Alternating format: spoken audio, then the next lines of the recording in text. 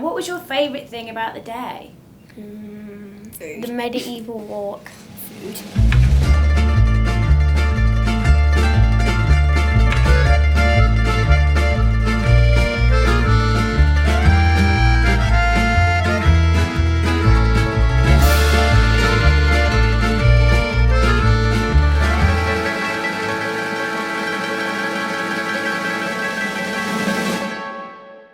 We basically got to a point where I wanted the boys to learn a little bit more about money and how much things actually cost. So we came up with the idea to give them £100. They were in charge of a family day out. So for us, there's 4 of us.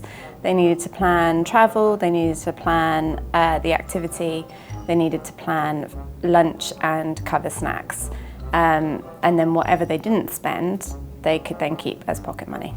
Their reaction was, yay, we get lots of money. There was an initial thinking they were going to get the £100, which we quite quickly had to tell them that wasn't the case. Then we sort of went through all different types of days out. So there was talk of the cinema, there was talk of a trampoline park. But when they realised like how much it would be for each of us to go and to be fed there, etc., they started to realise it was quite expensive.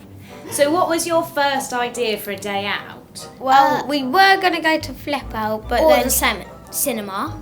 But then we realised those would be too expensive. Like £52 or £50. Like probably £13 for each person. So we realised that'd be too much. We then went to completely the other side of the spectrum, where they decided we would just go for a walk, which at that point I was like, no, we're not just walking out our front door and you get 50 quid each. That's just not the case. Well, we chose the cheapest place we could find, which was Motto's Fun National Trust. It was kind of hard, to be honest. Yeah. Why was it hard? Because you have to make sure that you've got the right amount and not, for example, like you've got £100 and the day that you want is £100. You probably want to put 130 to budget because you never know what could happen, and that happened to us, so we put a £5 buffer. Tell us about lunch and snacks. Did they want to eat out? What was the vibe? The vibe was, well, the one vibe was we said they had to budget for coffee, so there was always going to be coffee for us once we got there. They wanted coffee, and we thought it was going to be £8, but it turned out to be £10 or something like that. No, I think we thought it was going to be 3, but it turned out to be 5. But then we spoke about lunch. They sort of assumed we would just buy lunch in the cafe, but then I quite quickly told them how expensive a National Trust cafe can be. It was only like an egg and mayo sandwiches for £14. I like egg and mayo, so I'd be fine with it. I was like, we could go to Tesco, get 4 bread rolls for 80p and some ham and cheese, and you fed 4 people for the amount you would spend on one sandwich. So they quite quickly realised that was probably the best option.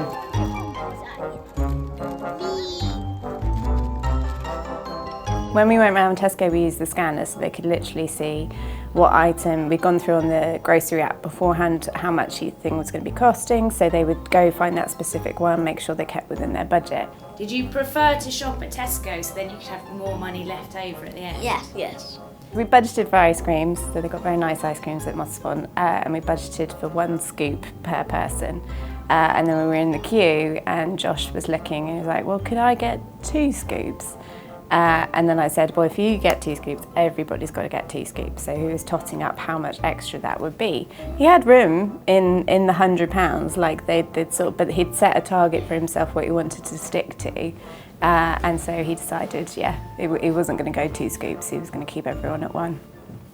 What I thought was that we could each get, well, I could get 2 scoops and then everybody else would get 1 scoop. But then she told me that I had to get 2 if I did it, and then I would have to pay double the price that I already did. So I just stuck with the ones. When I was speaking to some friends about this, they thought it was a bit mean that we were sort of charging them for the petrol to the place. But it's still a cost. It's the money that we're going to have to put into the day.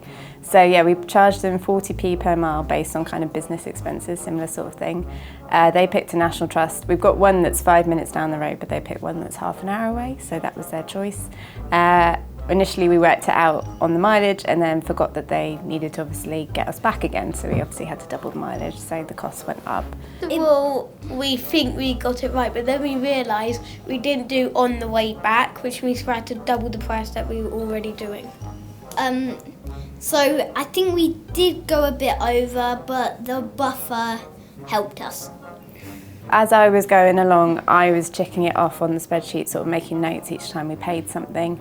I'd also uploaded specific amounts to their cards. They've got prepaid kids cards.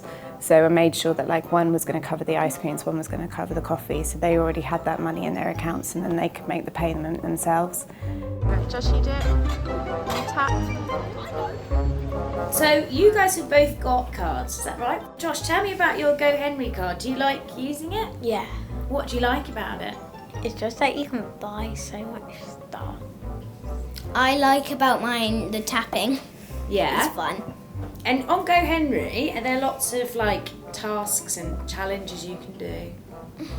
And do you like doing those? Yeah. Tell me about your favourite challenge you've done. Money missions. What are they?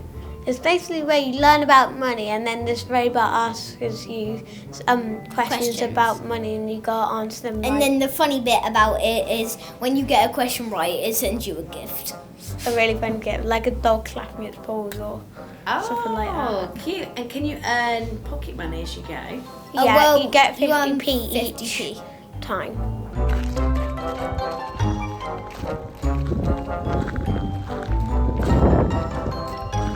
Seeing them working it out, like properly engaging and saying, oh, okay, that's quite expensive. Oh, I don't want to spend that money. I want to spend it on this. It showed that there was just they were noticing the value of things and whether or not you want to spend £4 on a pre-made sandwich or do you want to keep that money back for something else. So it was just a really good exercise to sort of see that sink in. I'm hoping that the lesson has stuck.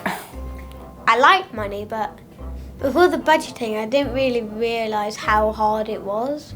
And like the pressure of trying to get so you don't get like Over the budget. So you have to pay for your house and stuff. I'm not allowed to do this yet.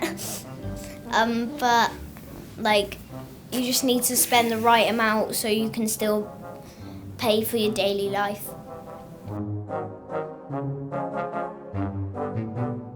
So next time, do you think you'll just go yourselves? Yeah, It's a little brother day out. I'm not buying any coffee ever again.